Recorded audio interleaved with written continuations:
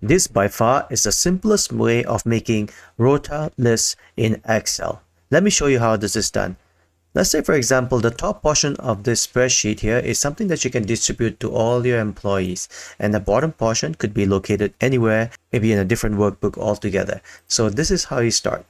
Over here in cell B3, you're going to start off with a filter function.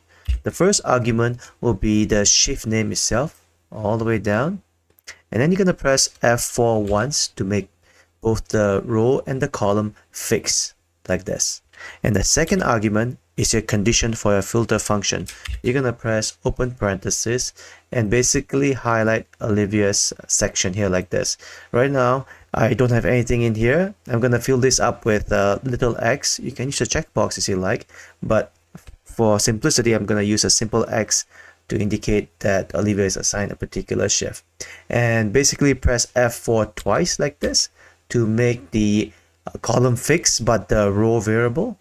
And then you're going to say equal to little x. Like I said, I'm going to use little x to indicate the shift that's assigned for Olivia, and close parenthesis like this. And the third argument is a value to display when the filter criteria is not met. I'm going to close parenthesis to close the filter. But you'll notice that as you apply Olivia a couple of shifts, maybe I'm going to apply Olivia shift 3, maybe shift 6, and maybe shift 9 and 10. You can see Olivia's shift starts to go down this way, and it looks like it's overlapping with Liam, Sam, and Noah. To turn this table right side up, you're basically going to encapsulate the filter function with a transpose function like this, and then the whole table will shift horizontal. Now if you assign maybe shift 4 to Olivia like this, you can see shift 4 get added on Olivia's row.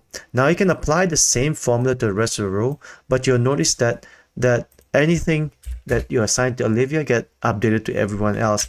But let's say, for example, in Sam, you assign him shift 8, it does not really work. The reason behind that is because the condition still pertains to Olivia. So basically what you're going to do is you're going to select that particular formula, press F2, and move this red bar or red box, which is the second argument on the filter function, to Liam, and hit enter.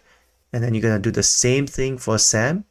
Put your cursor here, press F2, and move the second argument to Sam.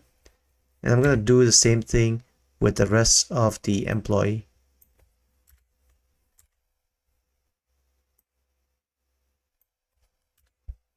And now it's completed. Now just as a test, you can see that Sam is assigned shift 8. I'm going to assign Sam shift 5 with a small letter x. You can see Sam's ROTA list get updated.